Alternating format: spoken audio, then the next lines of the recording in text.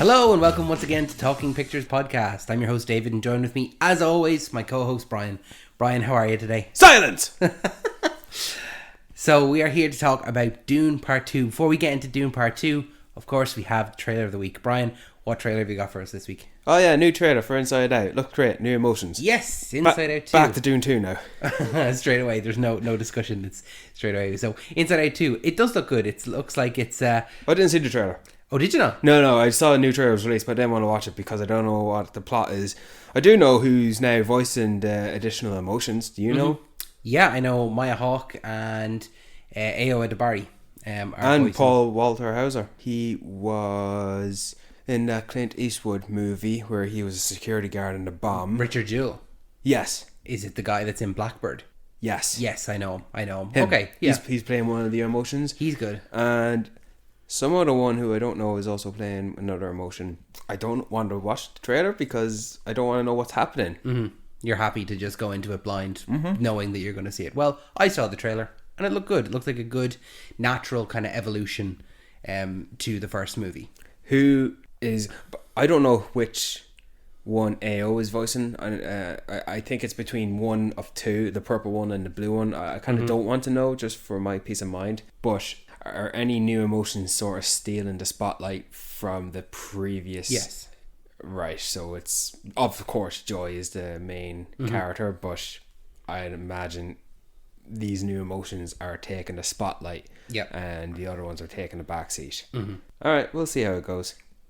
Well, in terms of the plot, it probably will be, I think, a similar one to the first, where the main emotions that we've seen won't be at the forefront of Riley's mind. Yeah.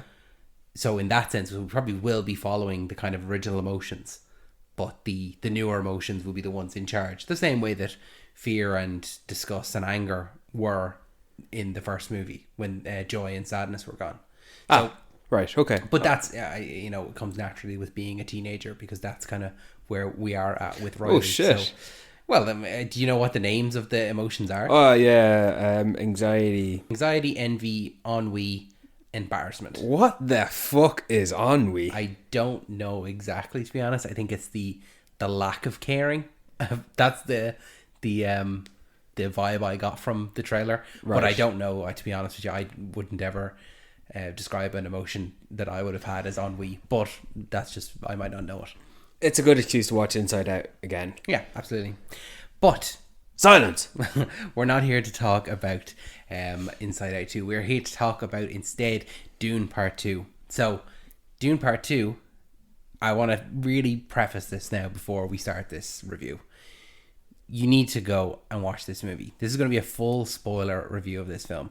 And it's not even as simple as go and watch the second film. You need to go and watch the first one, because these films are very intrinsically linked, in that I don't think anyone could just sit down and watch the second one without having seen the first. Oh yeah, to anyone listening to us right now who's not seen Dune 1 or 2, go watch them. We'll wait here. We'll wait for you. We will be here when you get back from watching this masterpiece of a Literally, duology. We'll give you 5.5 hours. Yeah. We'll sit here now in silence for 5.5 hours, don't worry. But if the first Dune is all set up, Dune Part 2, for me, is all payoff. Yeah, I did think, and I still do, watching this movie, not only that you can't go in having not watched Part 1, because I'm thinking, for those who have not seen Part 1, what is this situation they're in here with hiding and the corpse and the very orange looking New Mexico area? Yeah. You need to watch the first one, but yeah, it gives a very, very slight overview of the first plot, but that is more, I think, for the people who've seen the first one and maybe haven't watched it in a while, just a re-jog of your memory. Yeah. But if you're going into this movie now without having seen the first, you will just be completely lost, because there's so much that it relies on you knowing from the first movie. Like, it's not going to hold your hand at all. It's just it feels like the first movie ends and this movie takes place 10 minutes after. it's like the next, or essentially the next day. It's a continuation of this movie. This story. A sequel could not be more imperative in connection to its original. Yeah, absolutely. So, and that was always the case, because when Dune Part 1 came out, literally it was advertised as Dune. Credits, not even credits, sorry, the opening title screen came up and it was Dune, and then slowly faded to Part 1, and I was like, oh, big swing from Denis. He's put a Part 1 on there. There's no guarantee there's a Part 2. So it was always intended to be this, that it was half the book, and now this second film is the second half of the book. I remember a time in my life thinking, if this movie flops, speaking about Dune Part 1, we're likely not going to get Part 2, and that's just another potentially successfully great movie which, in that of an intellectual property we've not yet really had for our generation to call our own, and it's just lost to the what could have been. Yeah. And it's such a reward to now have Part 2. I don't regret not putting this in my top 10 of 2024. But David, when I tell you this is an event, by God, it's an event. Yeah. Before we get into the kind of the actual, I suppose, plot and the things that we liked about the film, I think the one of the best compliments that I can give it, and I'm not sure if you had this, but as I'm there sitting watching the movie, as a scene plays out, I'm thinking to myself, wow, I can't wait to watch this again. Do you know, not only am I enjoying it so much the first time, I'm already thinking to when I get to see it again. Like, it's very rare that we watch films so closely together, that you go to see it again. But the two of us, we saw this on Saturday. We're recording this now Monday night. That we saw each other yesterday, and both of us said, yeah, I might go see Dune again next week. Do you know, like, it's the two of us, and we're not the only one. There's been a lot of people, I think, that have seen this at least twice. So it's something that people are really connecting with and wanting to experience again and again.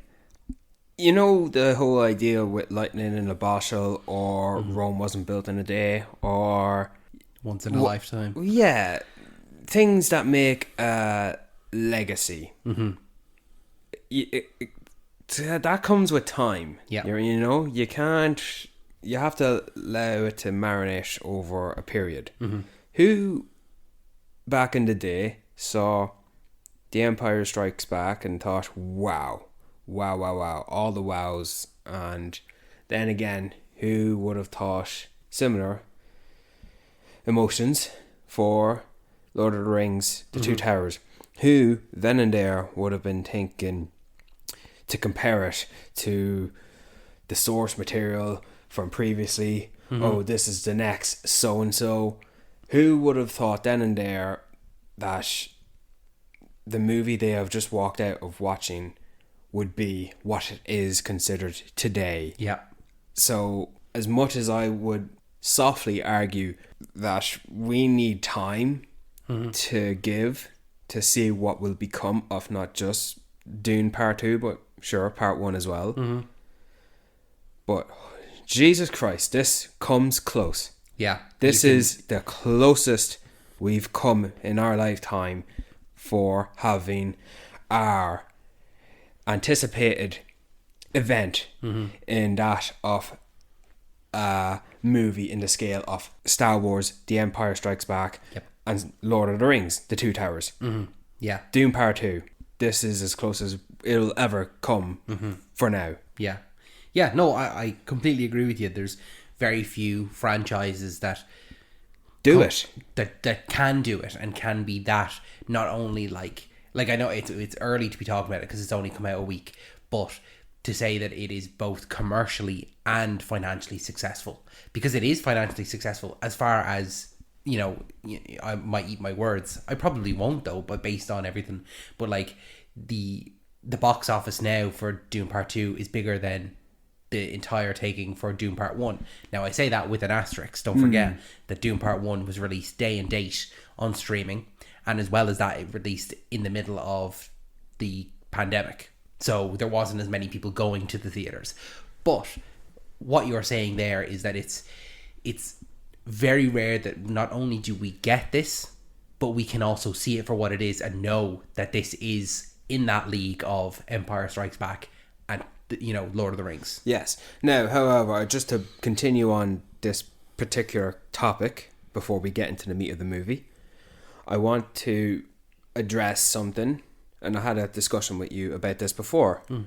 We live in a society that we can just reach into our pockets, pull out this window of tech, the internet, social media, online. We have so much access to that other side of how it's done. The barrier between us as consumers and audiences watching epics like these has just shrunk to the skeleton that it is now from whence it was a boulder. Let me give you a quick elaboration. Who in, what was it, 1970, when was Star Wars? Or even Star Wars, the right, Empire Strikes Back, when did that come out? Early 79, I think. Early 80s, let's call it. Right. Who in the early 80s who's not watched Star Wars and not ask, how did they do that? What masterpiece is this? Who sees Star Wars and doesn't think that? Doesn't question How is this possible? Yeah. And the influences that follow pursuit afterwards. Same again with the Lord of the Rings. Who watches these movies and not question the capability of this, the possibility of this, and how the influences this echo into cinema 20 years later? Whereas now, I can just whip out my phone and look up each and every cast and actor playing the characters they are, and riddled with interviews for marketing purposes, and look up how they did these shots and execute the cinematography, and just we can just go on YouTube and see similar versions of the score and the soundtrack. The accessibility to insert yourself to become part of the culture of Dune Part 2 is just too easily presented. Unlike Star Wars, where there's no social media, no internet.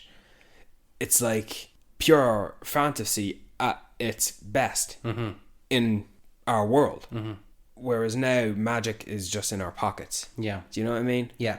We've caught up now to what that fantasy is, that sci-fi-ness. I think, we've been overexposed to everything, and it's no longer, and now it's harder to kind of cast your mind to knowing that, this is something I've never seen before, because I've seen it in the lead up to it and behind the scenes and all this. Put it this way: you watch Star Wars when it was released, you're asking yourself, how did it go to the future? You watch the Lord of the Rings the day it came out, how did it go back in time? You're watching Dune Part 2 right now. Oh yeah, sure, yeah, that's the world we live in. We're in the future, sure. Yeah, it's not a far stretch. Yeah. So that's what I'm just trying to preference here by saying, essentially, this is as close as we're ever going to get to a movie like the event of Empire Strikes Back or The Two Towers. Yeah. But I don't think we're ever going to get those recreations ever again. To that level. No. Yeah. No, that's fair. I think that, you're right, that it's not magic anymore. It's filmmaking. Yeah. And it's teachable. Yeah, you can learn it. You can, it's very easily accessible now to make your version of this. Yeah. I suppose we'll go into the movie now. Not only just talk around the movie, but we'll talk about the movie. I just wanted to echo what I'm feeling. Yeah, absolutely. No, and you're dead right to. One last thing though. I'm so glad we got this movie now in this day and age, given the possibilities of how they did it. Yeah. Such as the effects, the score. I watched a fight scene in the original Dune compared to one that's in this movie. Wow. Was that the knife fight at the beginning? Yeah. And I with the just... shields, No, sorry, not the knife fight. It was actually towards the end. Okay. Yeah, I just thought, back in the day we weren't ready for Dune. Or at least maybe it was in the wrong director's hands. I think that was so clearly defined within the book. Now, that being said, asterisk again, I haven't read the book, but it's very clearly defined. So any kind of interpretation of it is already going to, if the technology isn't there, you're making sacrifices. Yeah.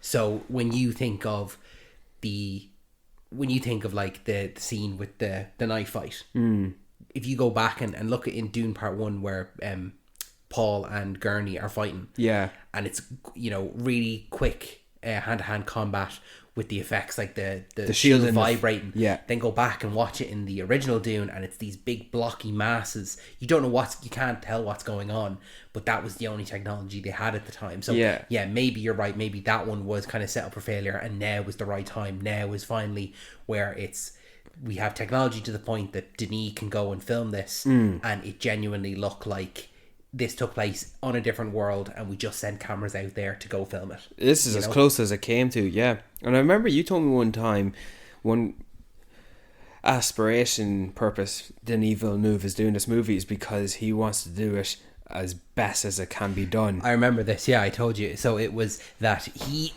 had such a love for Dune. He was afraid of anyone else doing it. So that's why he advocated to try and get it done. Because he was like, no, I had such a love for it. I can't see it messed up again. I can't see it done wrong. So I need to do it. So that kind of goes to show you that not only is he the right man for the job in terms of his own filmmaking skills, but he had the love and the passion for it to go and do it. In the same way that, like, you want, a lot of time you do want someone who is a fan of the source material to then present it in another medium to newer viewers. And that's always a benefit. That's always a plus, to have someone that just inherently loves where it comes from and what it is and knows and understands it, as opposed to someone who is handed it and said, make Dune. Do you know? I don't know what David Lynch's his relationship with Dune was, so it's hard to say. Was he the right man for the job either? But Dune Part 2, we'll finally get into it about 20 minutes in. Great movie. Oh yeah, man, it's great. Can't wait. Yeah, can't wait to see it again. It's going to win the award. Masterpiece. Yeah. It's a movie that really, like, I don't think I've ever had as many goosebumps from many different things. The actual story, the effects, the cinematography, the music, everything. Like, if we just kind of talk a little bit about the plot, did you find that the plot this time around compared to Dune 1 was just a lot easier to follow? I think that with Dune Part 1, you're first of all introduced to the world, and you're kind of coming to grips with the world, and you're trying to understand the politics and everything like that. And then also you have the kind of the visions, and you're not sure what's a dream and what's going on. But this time around, I think it was a lot clearer what things were and what the actual story and plot was. Well, in Dune Part 1, when you're introduced to things like the voice and apparent visions, and I guess people just live in different planets now, and there's different subspecies of various human beings and spaceships and interstellar travel, and the Bene Gesserit, of course, as well. I guess there are just a lot of things in the universe of Dune that you just accept it for the fact that it is and that it exists, and keep going to follow the plot. When I watched Dune Part 1 in the cinema, I thought it had its moments of keep up with it. I had to keep up with what's going on here. I could follow the easy, simple story that it is now, that I deem it to be. But back then, in 2021, definitely not a quick path to follow in a narrow. Whereas it doesn't hold your hand in the first one at all. No. Whereas now, when I've watched it just recently in anticipation of Dune Part 2, it's quite simple. This royal house, this family, House Atreides, are bestowed this stewardship, this task to take control of a planet to mine spice, which is used for interstellar travel. And it turns out they're just being set up to be completely executed, demolished, destroyed, and have their bloodline end by the emperor and a rival house. Simple as that. Quite simple as that. And I like how you surmised it, that in Dune Part 1, as soon as they accepted it, everything just went downhill. Nothing was going for them in their favour. Nothing good at all. And there are other elements at stake with the Fremen, the natives of Dune, and where that leads to. Of course, we can get into that now, as it is explored in Dune Part 2. So I've watched Dune Part 2, and I thought, yeah, I'm finding this relatively easy to follow. However, I will need repeated viewings to fully understand it as the simple plot. It is literally, I know it is a simple plot, but it's the workarounds as, why did Paul make this decision at this point in the movie when he maybe couldn't, or maybe he shouldn't, or maybe he didn't really need to. Why were rival parties doing this part of the scheming around this size? Why were these third parties employing people to put them in positions for the plot to continue? Yeah. See what I mean? I need to watch it again to get it around. Whereas now, just in the simplest form, this movie is pretty much about Paul has joined up with the native, the Fremen, to start guerrilla warfare against the house who has destroyed his family and tried to kill him, who are currently trying to mine the spice. Yeah, it's kind of a enemy of my enemy is my friend kind of thing. That quite a similar situation. Yeah, they both have beef against the Harkonnens for different reasons. Yeah, that Paul, they murdered his father, and have cast him and his mother out, and then the Fremen they've been fighting him for years, as they said. But that's the thing, is that the Atreides and the Harkonnens, they've been fighting for centuries, as he says. Do you know, they've always just had bad blood. And what a thing to happen. Imagine you live with your big family in your mansion, and you're up to move. This is a hypothetical. I don't live with a big family in a mansion. Just given factual example here. You live with your family in the mansion, and you're up and move because your dad gets a promotion, and you move to a bigger mansion, let's say, but this time it's out in the wilderness or in the forest or the desert in this case. And it turns out that the previous owners of that mansion, or the previous stewards of that job, were part of a coup to take you out and kill you and take out your bloodline just for you to continue. It's just a crime. It's a setup. It's a trap. Absolutely. Quite simple. Yeah. Life will continue in the galaxy without you. Yeah, and you'll be a footnote in a diary somewhere. It just turns out that they didn't get to kill everyone, because Paul and his mother escaped in the last one. And just want to give a quick shout out, they would not have escaped had it not been for the coolest character ever, Duncan Idaho. Yeah, Jason Momoa as Duncan Idaho. Great name as well. Oh man, Paul and Lady Jessica, his mother, would not be where they are if it weren't for him. They would be, as I quote, fucked. And then so not only do you have the guerrilla warfare and the fighting of the Harkonnens, but Paul is going on this personal journey where he is seen as the Messiah for these Fremen. Yeah. And what's interesting then is that he knows that he's not the Messiah, because the Bene Gesserit, who are the society of kind of master manipulators in the galaxy, a religious cult, if you will. Yeah, absolutely. They have members scattered throughout the galaxy. Lady Jessica is one of them. Yes. And they have a rebellious one, I would say. Yeah, definitely. That they have essentially implanted this idea of the Messiah within the Fremen years ago. Fremen. Yeah, well, they've put the idea of the Messiah within their minds and their traditions and their culture. Yeah. With the express description of Paul. Like, they knew kind of what this person was going to look like, what he was going to do, because they are like crossing bloodlines and they can see parts of the future with their visions and stuff. Yeah. So it's like, you know, going and completely giving them a picture and saying, if someone turns up like this, he's probably the Messiah. And then knowing that your friend is coming that looks exactly like that.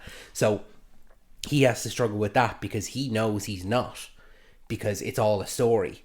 But for them, is it? Well, it is, because like the Fremen are Fremen.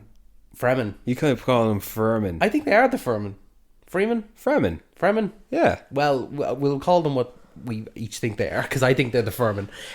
But they believe it in their culture because it's been stories that have passed down. But that's all it takes is that. Oh man, that could, hypothetically speaking, all religion. Exactly, all religion is just a story that someone has taken to heart, and like that, like Paul knows he's not, because he knows of the Bene Gesserit and knows who they are and what they're doing. But Javier Bardem's character Stilgar, what a profile character to represent that. Yeah, and he is just an unwavering belief that Paul is the Messiah. The Lisa Al Gaib. Modweeb.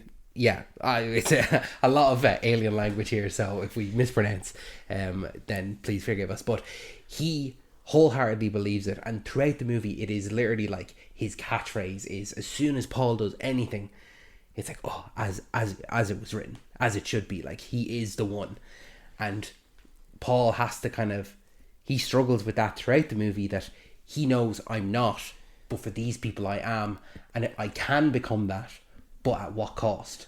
Yes. And that's his own struggle throughout the movie. Because he's seeing an alliance in with them. If he gets the Fremen to believe him to be the Messiah, they can join forces with him and help him take out the Harkonnens. And of course, Lady Jessica, the Bene Gesserit that she is, takes some matters into her own hands to bring that into fruition, make it reality.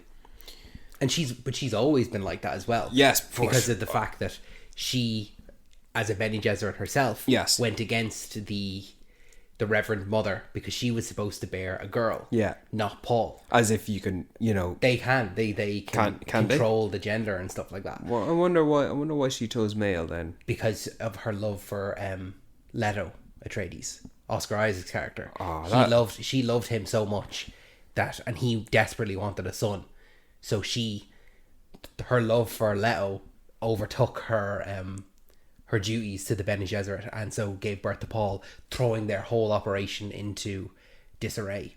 That is so sweet. So she has always been that rebel, radical. Like, no, I'm going to do what I'm going to do the Bene Gesserit my way.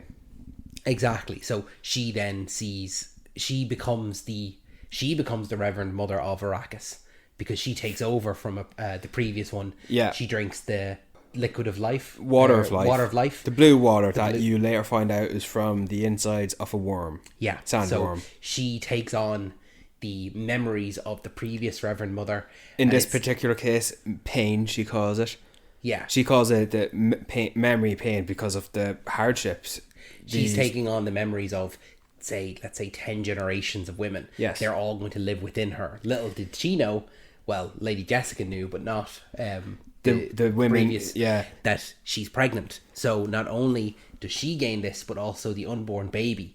So the unborn baby, Paul's sister, then becomes a sentient form that can speak to Lady Jessica, and is actually the embodiment of all these other generations of women, and she has the memories, she knows what's going on. So there is that kind of weird sci-fi-ness to that aspect of a woman, Lady Jessica, Rebecca Ferguson, walking around speaking to her unborn baby, and the baby speaking back. It's really like... David, if there's something I gotta take away from this, that aspect is fascinating to me. That's real sci-fi, isn't it? I didn't get it. No, scratch that. Reverse it. Another Timothée Chalamet thing. Big difference from Paul. When I was watching Lady Jessica talk to her unborn baby, communicating with her like an adult, we need to convince the Fremen that Paul is the Messiah. We will start with the weak, the ones who are easily manipulated, the ones who will fear us. This is after she's drunk the water of life. She is now transitioned.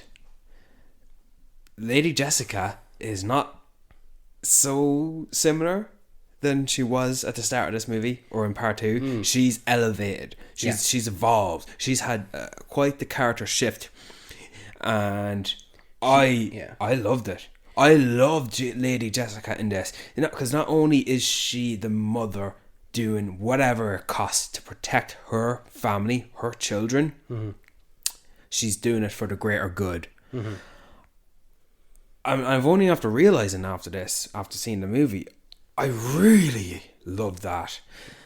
And just to go back with the pure sci-fi-ness of talking to your baby in your womb like a fully grown adult, I don't know why I'm just fascinated by that aspect, even more so because of who that baby grows up to be. Yeah, well, it's funny because in the book, I know of this, and I know it from the David Lynch film, and I'm glad that they did not do this. That baby is actually born within the story, and so it's and the baby, a toddler, and the baby grows up quick. Baby grows quick. I think that's supposed to be the kind of the war is supposed to be over a couple of years, maybe 2 to 3 years.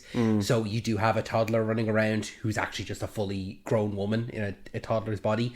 But I'm glad that they kept it as kind of a baby communicating to the mother in the womb, because then it kind of like almost adds a little bit of mystery and a little bit of kind of like magic and weirdness to Lady Jessica, because if she's walking around, old science fiction, I'd say, like she's the only one that can hear the baby, so she's walking around in hallways and talking to it and no one else can hear it. And even when she's talking to Paul at a later point, she says like, oh, the baby's asking, the baby's asking this, and the baby and Paul are having a conversation through the mother, and that's she's saying she's concerned about you, and and Paul's responding as if she is his on twin. The other side, absolutely.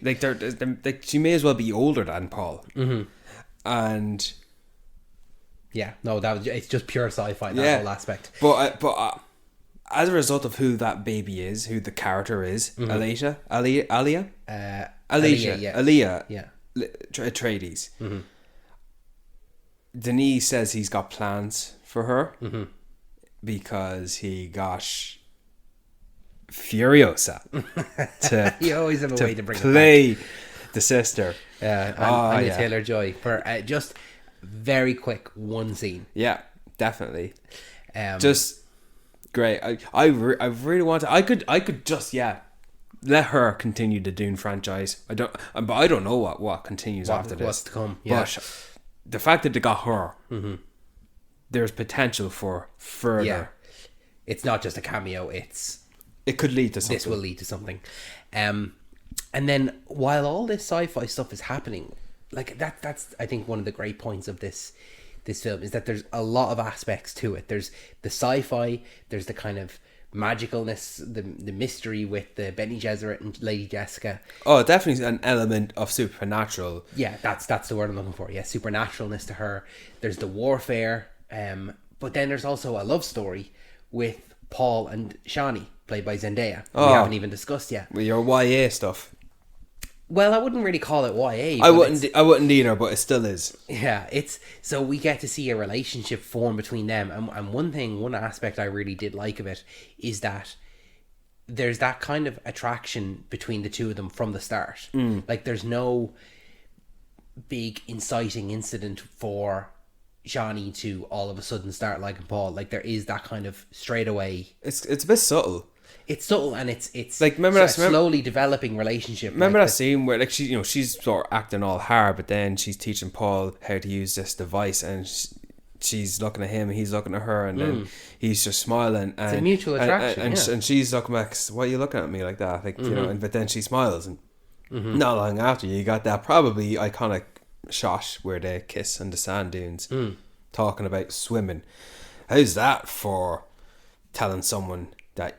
Yeah, you can dive into swimming water. That's just great dialogue and great character building. Like, because I'm going to tell you of something that everyone in the audience knows what it is. It's swimming, and for her, that's so alien. That's like, no, there's no way that you could have enough water, something that they're deprived of, that you would have enough water that you can dive into it. What is that? You're like that. It's the concept is not possible for her. It's that concept of water. Deep water is alien to her, which I think is great, just character building. But what's alien to us is wiping the tears from our eyes to drink it, because moisture is so precious. Yeah, every little drop. So precious. Like you can't even vomit because you need to retain all that. Yeah, you need to retain your energy. You gotta do what you gotta do to survive. And that includes taking water from dead guys. Literally. But and I will say the Fremen, as somewhat indigenous as they could be compared to outsiders of Arrakis, not short on the necessary gadgets and tech and weaponry that they would need to survive. Yeah, especially with the like the thumpers and stuff to call the sandworms. Oh, like you're giving up. Yeah, that's you buy that thinking that's reusable. Nah, man. That's disposable. So I want to jump into some flashbacks because there's a whole other aspect to this film that we haven't even discussed yet, and that being the Harkonnens. So I want to do some flashbacks and then we'll jump into the Harkonnens. I can't wait to talk about the Harkonnens. It's a shame that we are on a limited time because there's so much to talk about. Hey man, it's our podcast. We can do what we want. Do you know what? Fair point. Laura, play that jingle for us.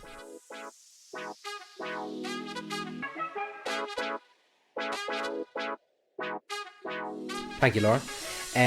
Laura came with us to watch this as well. She really loved it. She sat away from us for some reason. She didn't want to sit with us. She likes the angled version of Dune. Yeah, we saw it straight in the middle. She sat to the left, but she seemed to enjoy it, which is a great sign when you can take someone to see a high concept sci-fi film and they go, yeah, I actually really enjoyed that, because it's not usually her cup of tea. These the not only high concept sci-fi films, but also films that are 2.5 hours. She needs to know what she's working with, to time that music. Exactly. It. She has to watch them all to. She doesn't want spoilers. In fairness, like, you don't want to be listening to this with your fingers in your ears. But anyway, let's. You don't know who's a Benny Gesserit, man. Oh, that's a good point. Yeah. So we have some flashbacks here. So flashback number 1.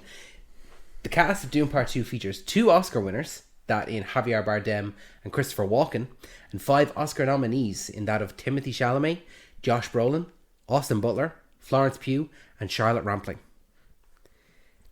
I think it's suffice to say, stacked cast. Absolutely stacked cast. Which cast is better? This or Oppenheimer? This. Which cast is better? This or Dune Part 1? Let me just give you a heads up here.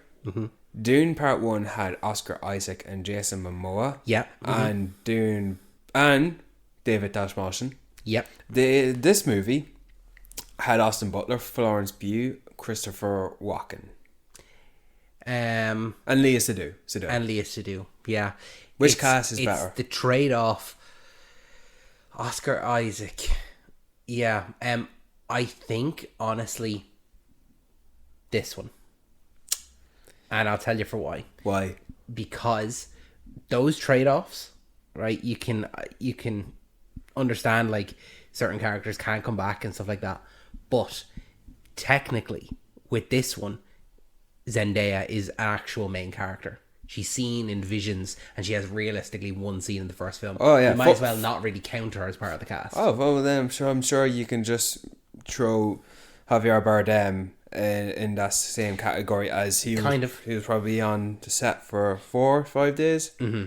So that's a tough question. Genuinely, it is a very tough question.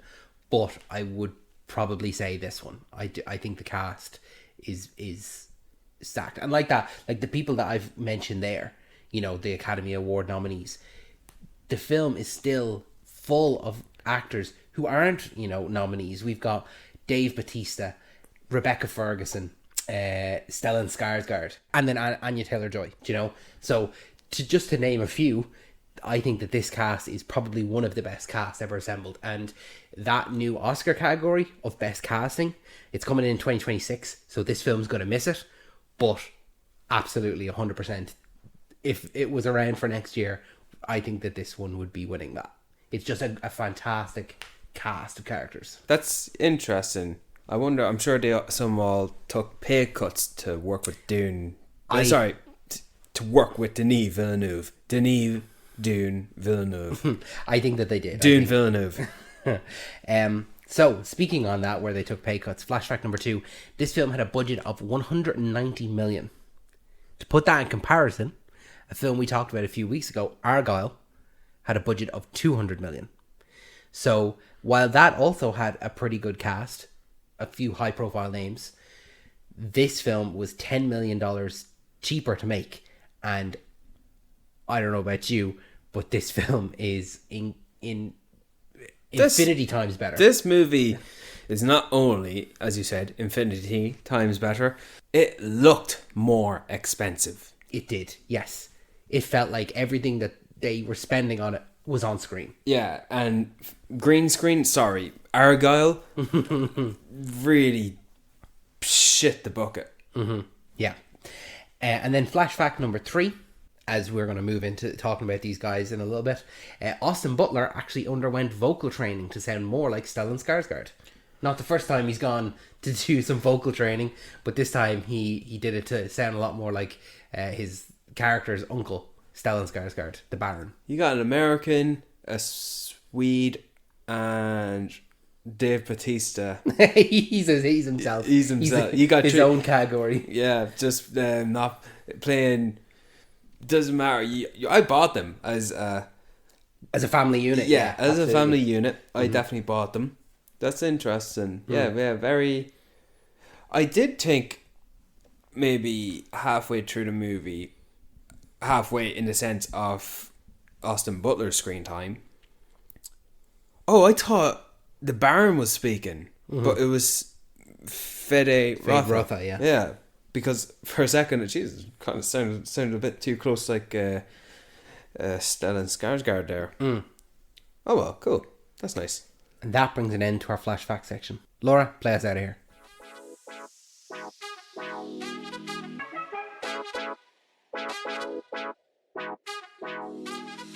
So, then moving on, we'll talk about the guys that we've hinted towards now for the past couple of times. We've the Harkonnens. So we're introduced to them on their home world. Well, in the first movie, we were there for a bit. No, that wasn't their homeworld. Was it not? That was the one where it's raining and they're like, yeah. That's a different. That's the Emperor's homeworld. Oh, right, okay. This is the one now under the black sun. That and it has makes sense. Yes. The infrared. Yes. So the black and white. Don't even just describe to me how it's done.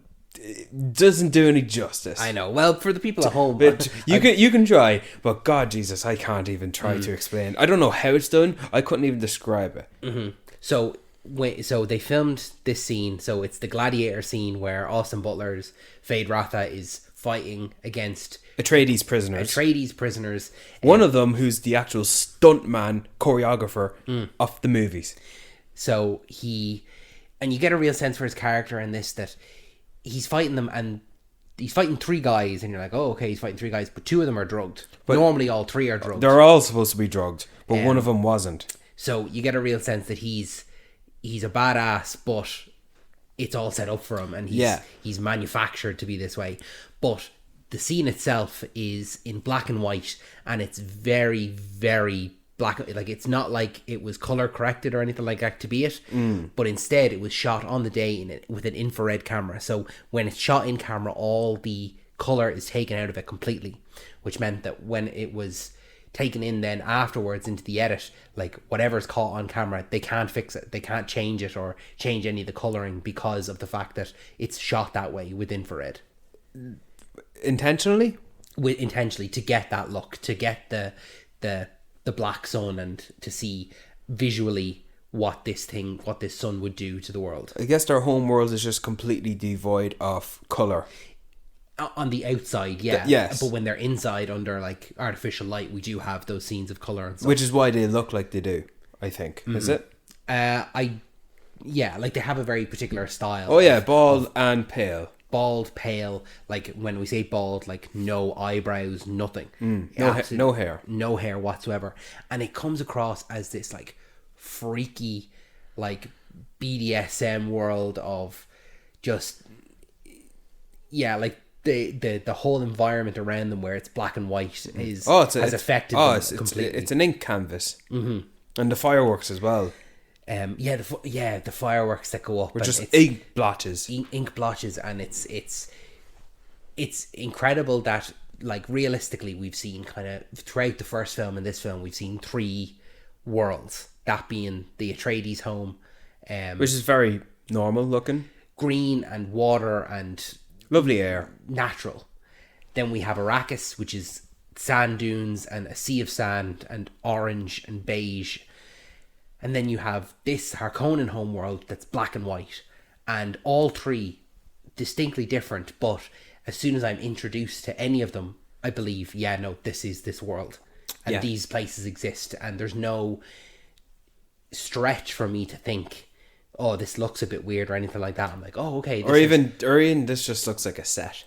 Exactly, yeah. I never felt like they're on a set at all. They're in some kind of real world. And so that black and white, like, oh yeah, okay, I guess this It wasn't a gimmick.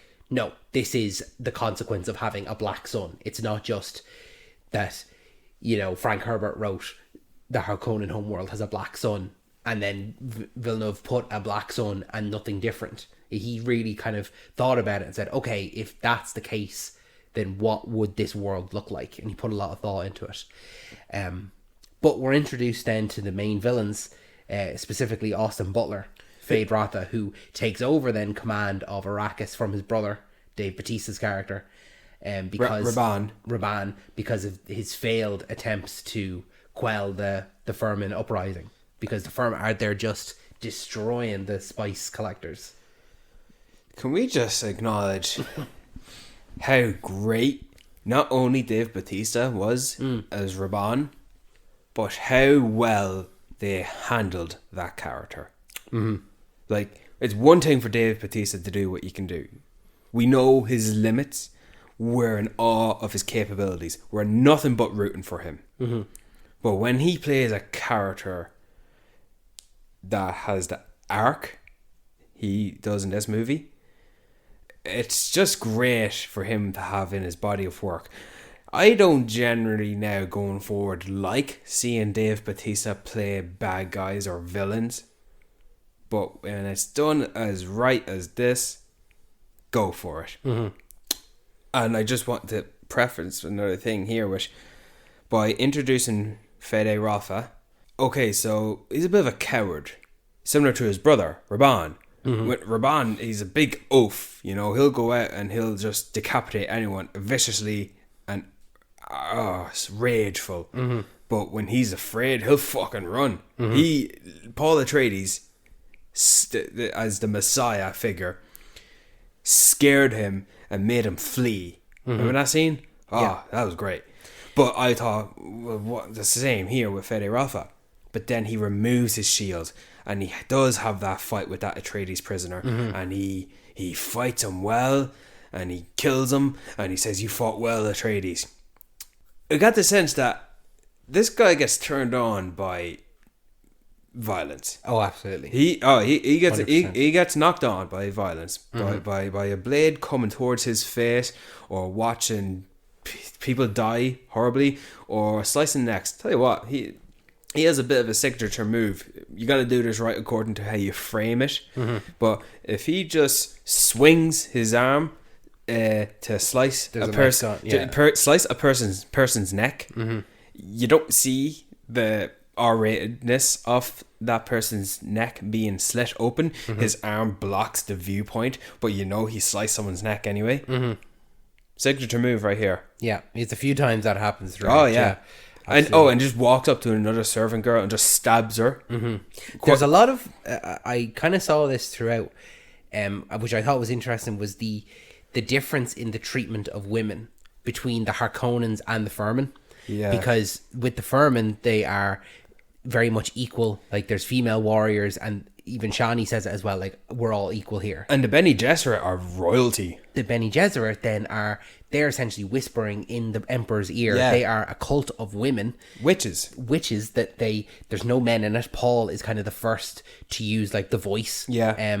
And then on the Harkonnen homeworld is where it's mainly different, is that a lot of violence is done towards women, and you're lucky not to be killed. Yeah, Fade Rotha does it. He kills a couple of women when he's gearing up in the armory. Yeah. And then there's a scene where we go into the Baron with Stellan Skarsgård. Yeah. And like you hear screams, Dave Bautista walks in, and then there's two women dead in the corner. Like, there's such a distinct difference in the treatment of women within not only these two factions, that being the Harkonnens and the Fremen, but also then just the place of a woman in this world and its apparently a lot of places, women are highly regarded with the Bene Gesserit and stuff, but not on the Harkonnens world. So you get a real feel for what their society is like. I think showing us the Harkonnens in this movie made us think, wow, Dave Bautista's character is not that bad.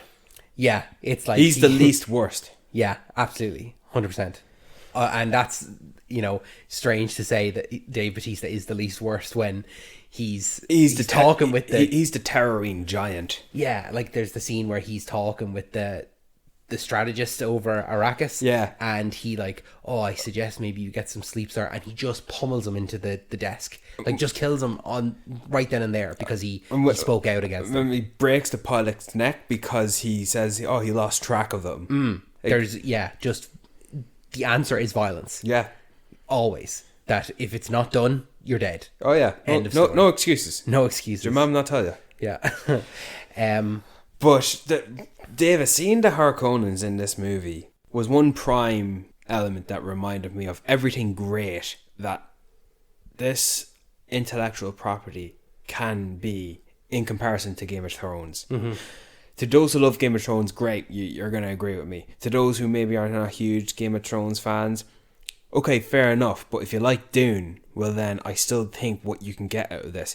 Because, I'm telling you now, I watched anything to do with the Harkonnens, with the Bene Gesserit, you've got great potential for world building and intriguing narratives to tell. Yeah. Well, the thing about Dune is that it is the kind of the grandfather of a lot of stories. Like there's so much that's based off it. And when it got to that where I kind of realised that the Harkonnens versus the Atreides, it's essentially Game of Thrones. The Starks versus the Lannisters. The Starks versus the Lannisters. And there's the Bene Gesserit. There's the Sparrow, in the later seasons with Cersei. Or Whisper in her ear. Or even the Many-Face cult. Yeah, exactly. Like this is Game of Thrones in space. Yeah. And I know that there's going to be the Bene Gesserit show. As of right now, it is Dune Prophecy. It used to be titled Dune Sisterhood. It takes place 10,000 years before Dune, and it follows two Harkonnen sisters, who I believe are the originators of the Bene Gesserit. There you go. But that can be fully a Game of Thrones, like whispering in corridors. A Game of Thrones like show. Yeah. Game of Thrones-esque, except it's science fiction. The potential, oh my god. And then just throw the Emperor in there as well, that whole faction, because there is an Emperor in that show. This movie has Emily Watson, and it has Travis Fimmel and Mark Strong, and it will have Olivia Williams as well. Pretty much a British cast. I hope, look, if you just make me believe this is set in the Dune world, you're on board. Yeah. So that's why I'm eagerly excited to watch Dune Prophecy. In fact, David, watching this movie solidified that even more, because I specifically thought, after visiting the homeworld of the Harkonnens, especially to give you a specific scene, Fede Rotha and Léa Seydoux' character as that Bene Gesserit, when she seduces him. Yeah. Great lighting, cinematography, by the way. Yes. Just imagine that expanded. Well, that scene, I think, where she brings him into the room. Yeah. That kind of backs up your point earlier about him getting turned on by pain. Oh, yeah. Because she says, put your hand in the box, and we know that is a pain box. Yeah. Absolutely, he put his hand in there, and then that's when they started. Oh, she couldn't get his hand out. It was like, all right, you can finish now. Can I just stick something else in there, not just my hand? So, moving on then, we are reintroduced to one of the members of House Atreides. This was a nice... It's like the last piece of what was comes back into my life now. I hear your I hear your footsteps, old man. I was looking forward and waiting to see Josh Brolin come back in to this, because we knew he was coming back into it. I think it's quite interesting when Paul Atreides' house is completely destroyed and only him and his mother escape, with the help of Duncan Idaho, who sacrificed himself, just couldn't be done without him. What happened to Gurney Halleck? Charges off into battle, By the way, not afraid. No. Even in this movie, he sees, a bunch of Fremen here are about to attack me. I'll take out my sword and I'll do what I can. Nothing stopping him. I don't want to, but I'll have to. He will fight. And I thought he was a great piece to not just speak into Paul's ear to remind him of who he is and who his father is, but to also see who his father is and that of Paul. Yeah. Because it's, at the end of the day, Gurney Halleck is his uncle. He's an uncle type figure. Yeah. I've made the case that Duncan Idaho was a cousin to Paul, an older cousin to look out for him, not a brother but a cousin. And Gurney Halleck is he's what an uncle does. He steps in when his father's no longer there to do that. And I just love that. And I remember when they brought Stellan Skarsgård, when they brought Javier Bardem, Stilgar, into the room. A room of men, I tell you, David. Yeah. You got Oscar Isaac, Jason Momoa, Josh Brolin, and Javier Bardem in a room with Pipsqueak Timothée Chalamet. Yeah, that scene for me will forever be known as the men are here. The men are home. The men scene in Dune. Well, I knew I was gonna get something good. Yeah. With Josh Brolin and Javier Bardem's character, Stilgar and Gurney, these conflicting mentors of Paul.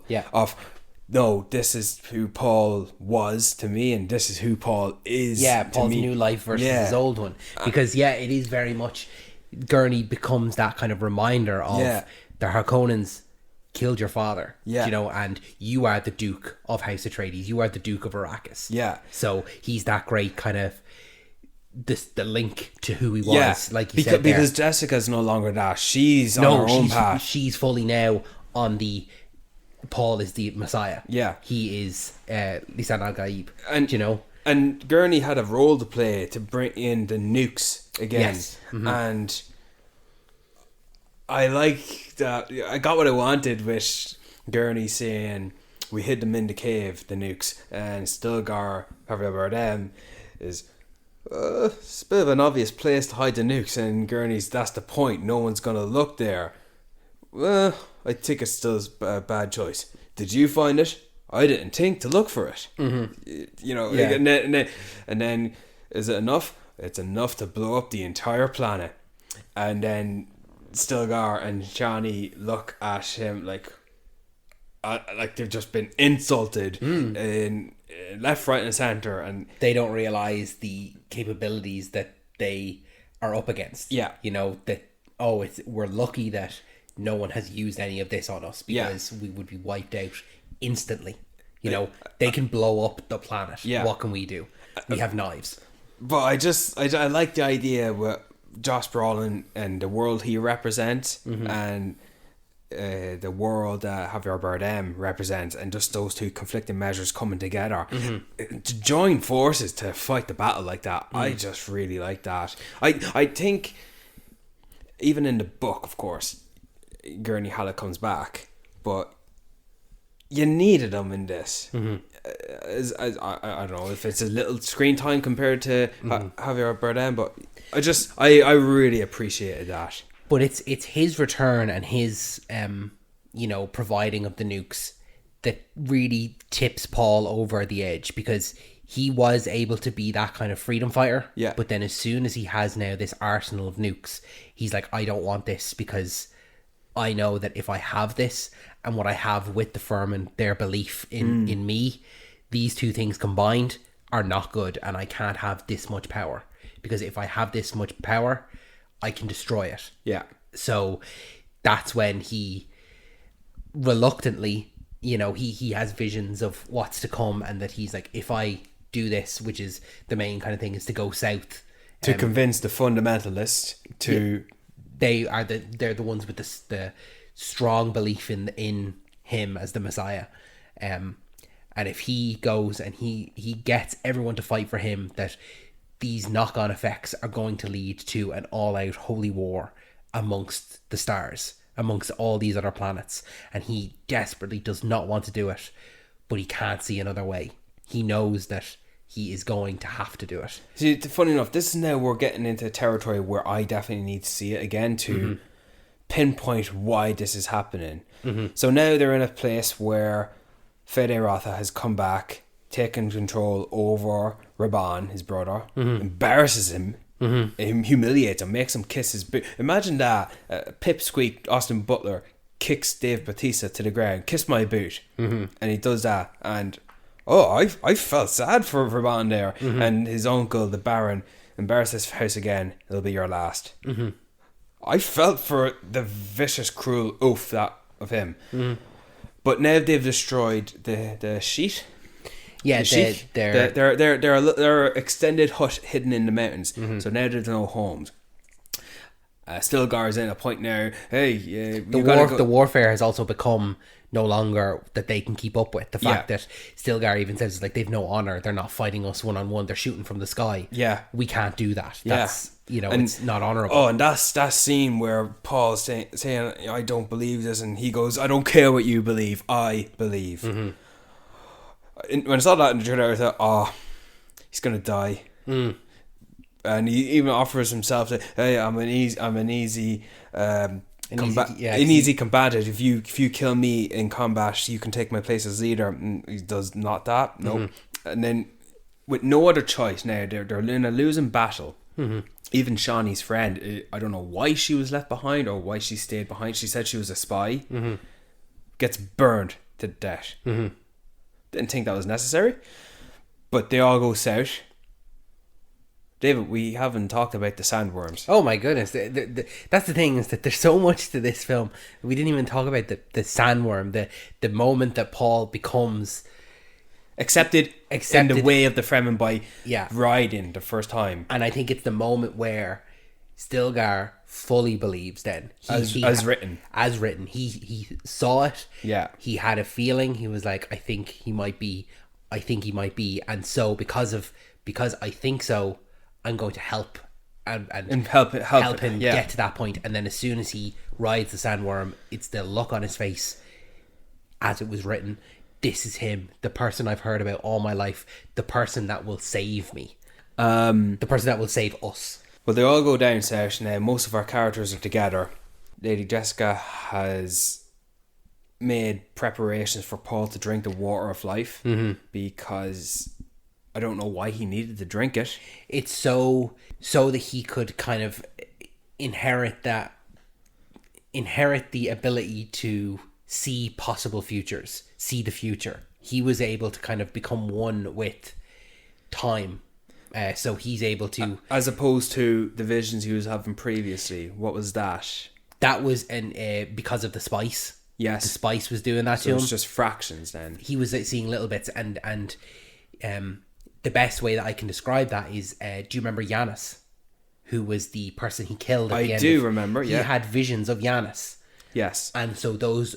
but then at the end of the film, he kills him. So those were possible futures. Yes. These things could have happened. What could have been. But now it's... Paul has the ability to... See clearly and differentiate. Oh, that shot where you're just looking on his hand and he's sort of giving us a visual cue with his hand. That was brilliant. On what I see so many possible futures. And our enemies surround us. But I see one narrow path and he straightens his hand. And all the possible futures become one. That was just a great... That's how simple it needs to be. The visualization of, I see it like this, but I know how we can get it to be this. And it's just a simple gesture, but now Paul has accepted his role that he needs to take. It's not one that he wanted, and he knew it wasn't real, but for these people now it's real, and he's taken that. And then we have the war council. The scene before that where he walks through the crowd and the sea kind of parts for him, and it's an incredible visual.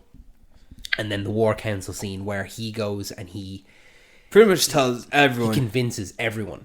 Not just that, he tells them. So the one old guy says, "You can't speak. You're not the leader of your tribe." And Stilgar, "Yep, that's right. Kill me, Messiah. Kill me." Yeah, he's ready to sacrifice himself to give Paul the opportunity. And the old man says, "This is the way." And what does Paul Atreides do? I point the way. And he just tells everyone, he gives them the ripping that they all need to hear for them to follow him. And he's able to use then this newfound ability to see the past and he just provide them with information that only they knew. Points out this one individual in the crowd, this poor bloke, tells him, your grandmother, she lost her eye when she was a child because she was escaping this, and he was going into details that, and you gotta watch it to hear it, and you feel the music, you're getting the goosebumps. Your people used to call this planet a different name when you were free. Dune. Oh, goosebumps. I'm getting goosebumps even talking about it. But yeah, that scene is the culmination of everything, because he's then able to, the men who are around at the closest to the circle are kind of like the warriors. Yeah. And he's able to just immediately convince them. So as soon as they fall, Lady Jessica's work with all of the others, who the weakest, when the strong fall, the weak are just there. It's like that. They just immediately believe because they've been whispered in the ear. And then Paul is able to convince them. He knows what he has to do. And the great moment where he says his name, I'm Paul Muad'Dim Atreides. He has the Duke's ring on. What a great reaction from Gurney Halleck. Yeah, like that smile he gave, that felt proud. That Paul is accepting who he has to be now, but then he's able to put on the ring and it's like, this is who I was as well. And so all the Fremen are there bowing to him, and then he puts on the ring and Gurney bows as well, because that's his own religion. Like, Paul is now a figure, like, he's his Duke. Sorry, not even religion, but Gurney's belief in House Atreides, and he is now kind of the messiah of multiple religions, multiple being Gurney and the Fremen. Yeah. There's this one scene where we're getting quite close to the end, kinda, but we're just sort of talking as we feel. Yeah. But there is this one scene between Lady Jessica, who, by the way, for a character who I think does not have so much on screen to do, I just keep loving more and more and more. I think if you tell me what's the top 5 favourite characters in Dune Part 2, she's in that top 5. Yeah. I just love her as the mother figure that she is. Back to what I'm trying to say. She's the Baron's daughter. Yes, we find that out then, that that's one of the things that Paul finds out when he drinks the water of life. To see that he sees all the possibilities. Past, and she knew when she first drank it, but kept it to herself, that she is actually the Baron's daughter. So Paul himself is both Atreides and Harkonnen, but it doesn't matter to him. I just want to say that baby who in that flashback, gorgeous baby. I didn't know the baby. Cute baby. It's just because he lingered on the shot long enough before he revealed it was the Baron who. What did that really do for the story? I don't know, but it's kind of like, in a way, like, I want to talk about this as we get a little bit closer to the end, just the influences that Dune has had on sort of sci-fi, but I don't know if it had much of an effect on Paul. Like, he's able to kind of, well, at this point, not only he but also Lady Jessica have evolved. Their characters have shifted to the point where there are some things that are just not relevant to them anymore. That's a great way to put it. And there is a specific one with Paul. I'll let you take the lead in Volcane as we conclude to the final stages of the movie. But before we get into the final battle, where sandworms and fights and killing, we barely spoke about the Emperor and Princess Arula or something like that. Yeah, Florence Pugh. Yeah, so they're off on their own planet, and Florence Pugh is being trained in the ways of the Bene Gesserit. She is questioning them. What if Paul Atreides is alive? She's not an outright bitch. No, she's actually quite logical about it. She's not seeking war, and she's not a conniving one doing mischievous things. No, unlike the Bene Gesserit, who are Florence Pugh seeks for peace. She's near innocent, but there's nothing she can do to change it. Whereas the Emperor. And she knows all the possible outcomes as well, just in terms of not having to see into the future, but just, well, what if Paul is alive? Yeah. then that's going to be the downfall of, because if everyone finds out that this happened, like the Emperor orchestrated the murder of House Atreides, all the other houses that we don't see are going to never even named. We don't know their names. Are going to rise up against him and take him out. Game of Thrones shit right there. Literally, yeah, absolutely. And then there's... And I like how the Harkonnens have their own plan to, if the Emperor does this or tries to turn against us, inform all the houses. We're going to backstab and we're going to implant you on the throne. The fact that, wow, Jesus. It is very conniving and all that. So then Paul sends a message to the Emperor calling him out. Yeah. Come to Arrakis. You know, I want to deal with you. And then we are into the sandworms charging into the buildings. Yeah. The war. The war that, I'm not going to lie, I won't compare it to wars like Lord of the Rings. No. For a simple reason that it just wasn't too long enough. No, it's very much... Paul knows now the battle plan, and here's what's going to work. And we see what we see. So Gar rides the sandworm with others riding sandworms that shot just coming out of this dust. Oh, brilliant. Oh, how deep does your soul sink when you look at this for the, let's just say, larger than life alien just coming down to you. Well, nothing else exists. Yeah, I'm about to be eaten. Nothing else matters. Yeah. Everything else is irrelevant when you see that coming towards you. And not only that, but then we get the wide shot of all three sandworms.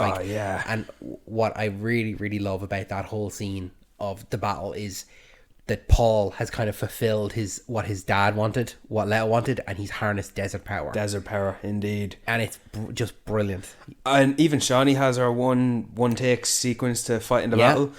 And then I'm so glad that she wasn't like cast aside there to be like, no, I don't want you as part of the battle. Like, Paul knows everyone's strengths and he can kind of see what needs to be done, and Shawnee needs to be part of that. There was never a moment where he's like, I don't want you there or anything like that, and then she defies him and is there and possibly going to die. Like, she needs to be there. You know, we catch up to the Harkonnens sort of bowing, the three Harkonnen men bowing to the Emperor, with Rabban and Fede Ratha side by side, and the Baron, who can't walk. He has machines lifting him, which is a cool individual thing I've not seen before in any part of cinema or TV.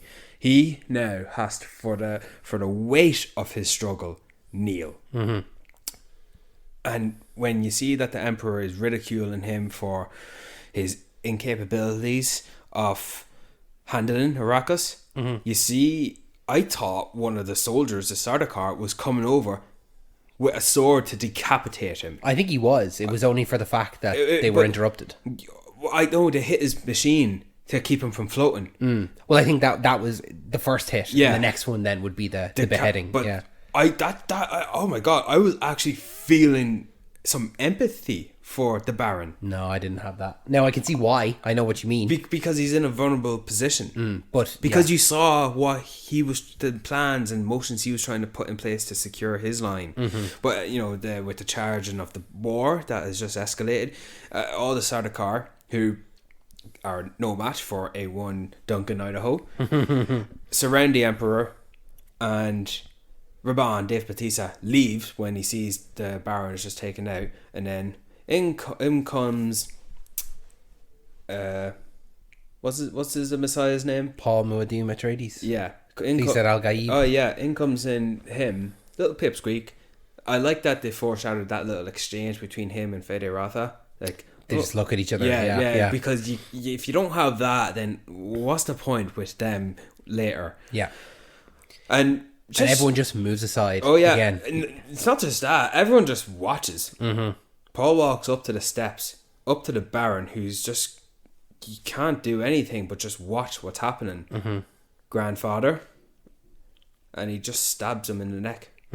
Just, this is for my father, you know? That's the simplest as revenge gets. And that was just revenge. You killed my father, I'm here to kill you. Die like an animal. Yeah, we'll deal with everyone else later. The Emperor's here. No, I'm just coming for you. And that's, I think, why everyone else... I wonder what the Baron thought in that moment. Because... he's like, grandfather, like, he doesn't know. Yeah. It's just...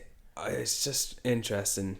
And how do you kill a vile, gross monstrosity like that? Because there's just so much mass of them. How can you think an explosion would do that? But I think it's because it's not as simple as someone like Fede Ratha, because normal looking dude. That thing, that's an abomination. The way that he moves and everything. He was menacing. He was menacing. But that's his arc concluded. I think we catch up to next where we see Josh Brolin, Gurney Halleck, the warrior that he is, going through the alleys and just killing what he can until he's covered in blood.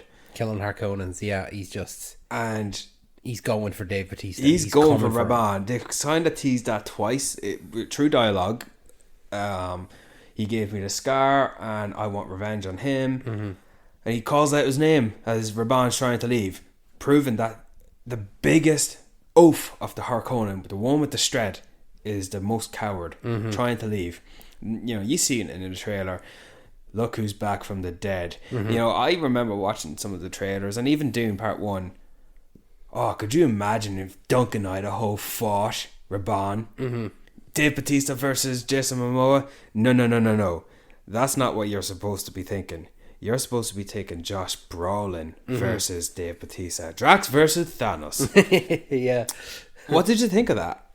I really like the fact that, like that, all the build up to it was Raban running. Yes. Being that coward that he is. And then I really like that it, similar to how the Baron died, that it was unceremonious, that it was, he turned to fight Gurney, and then Gurney in essentially 2 to 3 moves, he just chose that. Yeah, he just stabs him in the throat. And I think that that's a really good indication of who he was more like. He was more like the Baron than he was Fade Ratha, because then we're into the final battle between Paul and Fade, which is pretty much the reason why we didn't need a fight scene between Gurney Halleck and Raban, because not only we do get our fight scene, it's like in a Star Wars movie, we get one lightsaber fight at the end, but it's also showed to me that Denis Villeneuve, those type of I don't mean to call it as an insult, but cliche where side characters have their fight, whereas the lead character and the lead villain fight. Denis, he's above that. It's not necessary for him.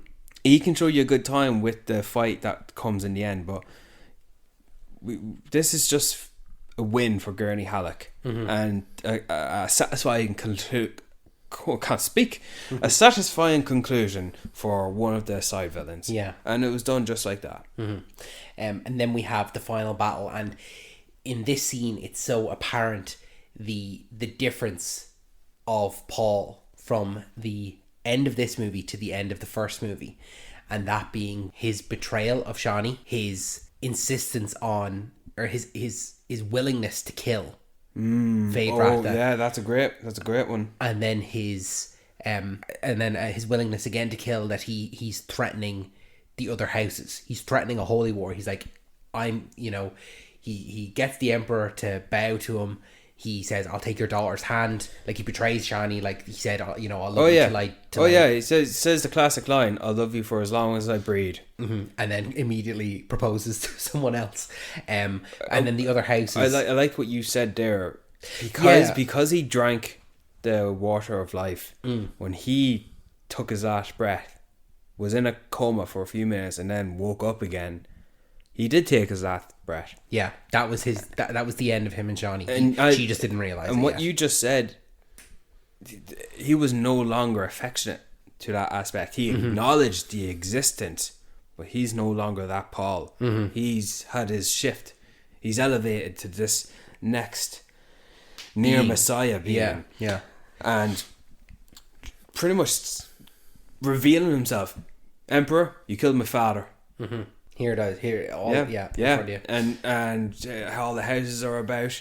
If you he challenges him. He's like, I'm pick a blade or pick your champion. Yeah, and Fade Ratha comes and they have that battle, and what I really loved about it was when he says, "May thy knife chip and shatter," and Fade Rotha just says it back. Yeah. He's like, "That's a cool line. I'm going to say it back." Like, he doesn't quite understand it. And then the fight between them, in contrast to the one with Gurney and Raban, is long. It is well paced, greatly highly choreographed. Yeah. No music. It is just swiping at each other. What you hear is the chip and chatter of the blades touching each other, the swing and the misses, and the heavy breathing, the footsteps, everything. Yeah, and the breathing of these two men. Isn't it great that you get to see now Oscar-worthy performers in a duel combat breathing for their lives? Fight to the death. Oh, yeah. And the fight goes back and forth. Like, you genuinely kind of don't know what way it's going. Oh, yeah, because Paul takes a knife to the gut. Yeah, and he's not like omnipotent. He doesn't know absolutely everything. He can see possible futures and he can navigate towards them, but it's not like he is fully aware of absolutely every aspect that's going to happen. So, and the threat, even though he's fighting, he doesn't know where every swing is going to be. It is still a genuine fight for his life. And the threat Fede Ratha gave to Shawnee, even though Paul might not be empathetic about it, great performer. Yeah. And then, of course, Paul comes out on top. And what does Fade Ratha say? You fought well, Atreides. Yeah, we brought that line back. It's... And just because he says that line really heightened his character. Because he said it first when Fede Ratha won. But this time, he loses the fight. And he still, as it was foreshadowed, honor above everything. Respectful to his opponent. Yeah. Then Paul essentially becomes emperor. Well, what? The emperor kneels to him, kisses his ring. I barely kissed it. You couldn't even kiss it. And then the other houses say, yeah, they're not accepting this. And he goes to war. And he's... So take them to paradise. Take them to paradise. And we are... The holy war is instigated. Oh, it's like he took a minute to think. Chapter 3. And... he is now emperor according to every person in this room. Take him to paradise. Let the music just take you away. You see Stilgar charging the Fremen onto the ships to go to the stars to battle. We might not see him again. And Gurney, I kind of wanted a final shot of Gurney to show him knowing where they're going and ready for death if need be. Because we did have the shot of Paul given that order. And then we had the shot of Lady Jessica, his mother, and you see the inside the womb, which was nicely done. Anya Taylor-Joy voice, mother, what's happening out there? And she tells her unborn daughter, Paul's the Holy War begins. He's succeeded emperor and the Holy War begins. And I think, having left the cinema, the idea of that, my imagination is going wild, but I'm not thinking about anything because what you can do is quite intriguing. It's what's interesting is that we know that the complete story is Dune, and then the second book, Dune Messiah. Yeah, and I know this from speaking with our friend Brian, that he said that Dune Messiah was specifically written because a lot of people really misinterpreted Paul's character arc here. Paul is the bad guy. He is now a war criminal and killing billions of people, and that's what the next book kind of explores, is that aspect of it. So even though Paul is the protagonist of this story, he is very much in a similar vein to like Anakin Skywalker. Like, we're watching his downfall. He starts out as good and we watch him slowly go down this darker path. I don't know exactly what happens. I think all I know is it takes place 12 years later, and his sister is there. I think some of the characters don't make a return to form, and I do think I know that Dune Messiah is not a popular book. Like the way take, for example, how audiences took to these two movies. I don't know if they'll take to Dune Messiah if it's done as accurately as these two Dune movies have been depicted. It's kind of, I've heard it was compared to like the politicalness of the original, or sorry, the prequels, the Star Wars prequels. I wonder, I don't know how true or false this is, but an example scenario from one of my YouTubers I listen to, a comparable would be The Last of Us and The Last of Us Part 2. Okay, interesting. Yeah. If you know what... I know where you're coming from. If you know what I'm talking about. Yeah. Do you get me? I know. Because of how much people don't like The Last of Us 2 because of certain reasons. Mm-hmm. Yeah, I know where you're going. I think that's one possible comparison I could give it to, but I don't know. I've no idea. So I went into Dune Part 2 thinking I can just be content with, maybe even more preferred to just have these two movies. I think I'd like to have a third Denis Villeneuve Dune directed movie. I would too, but if we did never get it, I'd be perfectly fine with these two. Yeah. Because of how complete of a story it feels. Regardless of how this movie ended, because this movie ended on a bit of a cliffhanger. But not as much of a cliffhanger as the first one. No. This is a satisfying cliffhanger. I think that line where the Holy War is about to begin, I just love that idea. Stilgar charging to a heroic death. To the stars, yeah. And Shani... Yeah, staying on Arrakis. She'd been betrayed by the man that she loved, the person she thought she'd be with forever, and she's away to ride a sandworm, staying on Dune. The Dune movie started with her, and it ends with her. Good. It is good. Very good. I have to say, I really, really, if you listen to us talk about this entirely and didn't watch the movie, what are you doing? We told you to watch it. I can't recommend this film enough. I enjoyed it so much watching it. I've enjoyed so much talking about it again, and I can't wait to go see it again, to see even things that I missed, things that I didn't pick up on the first time, and like that, like the kind of spectacle of it will be lessened, so I'll be able to focus in on things that I want to focus more in on, that being the plot and character performances and motivations and stuff like that. Do you have any final thoughts on Dune before we do recommendations? Remember when I said that in Dune 1 there was the men scene where you got Jason Momoa, Josh Brolin, Oscar Isaac and Javier Bardem, Pip Squeak, Timothée Chalamet. In Dune Part 2, the man is Timothée Chalamet. Absolutely, 100%. Couldn't agree more. Everyone else follows him. The stark difference between him and that movie compared to this movie. Yeah, he is the leading man here. He is the one at the forefront in any way you can pretty much think of. Absolutely. Everyone is there to protect Paul in the first one. Here, he's protecting everyone else. Just that stark difference. Absolutely. And then one last thing, sorry, I forgot to mention, I said I was going to, but I really do have to praise Denis for one thing, and it's that Dune obviously came out in 1962, the book. Yeah. It's considered, what a great story, by the way. Yeah, it's considered the grandfather of sci-fi. Most sci-fi things have pulled something from it. I think that to have that where you're now producing this in the visual medium of a film, and to not have it come across to be like anything else, like it'd be hard to create a world that didn't feel like anything else. Yeah, but everything else that's been created is based on it. It's more like it. This movie, Dune 1 and 2, had a lot more going against it because it's been made so late in the existence of cinema, yet it has not only prevailed to higher success, it did it as a teacher. Yeah, well, yeah, what I'm trying to say is that, like that, it had a hard path in front of it because everything that came before it couldn't be like anything that came before it. It couldn't look like it. It couldn't feel like it. But everything that came before it is based on it. Yeah. It's kind of a paradoxical thing where it's a chicken and egg situation.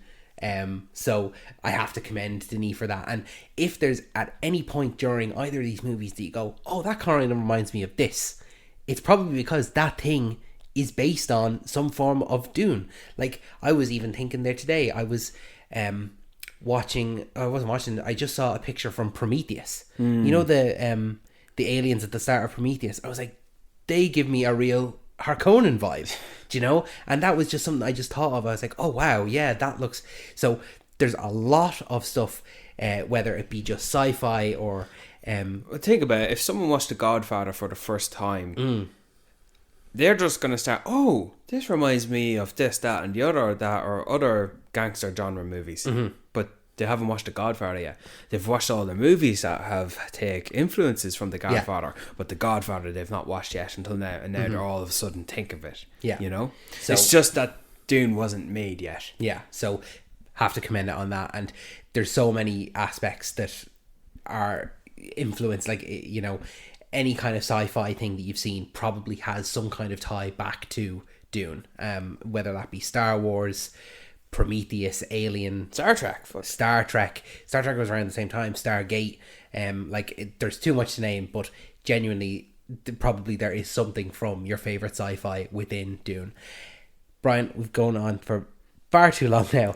Not long enough, I'd say. Yeah, well, if we want to go for another hour, we'll be at the length of Dune Part 2. So, have you got a recommendation for us?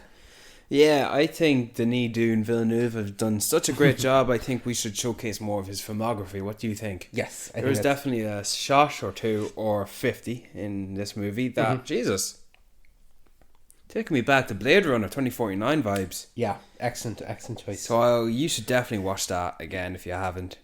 It's what a way to elevate an intellectual property. Yeah, that's one of my favourite sequels.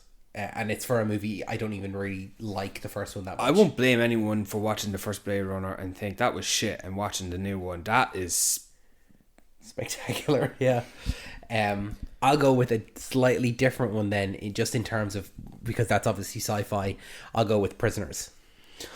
I love Prisoners. Another Denis Villeneuve movie. It is one of those thrillers that will have you on the edge of the seat from the first minute. Oh, it's a simple movie. It's very, very simple, but it's done so well. Stellar cast, Roger Deakins cinematography. It looks beautiful. I can argue the same thing for the Blade. Oh, absolutely, 100%. Yeah. So, that's my recommendation then, Prisoners. I'm sorry we didn't give a shout out to cinematography for Dune.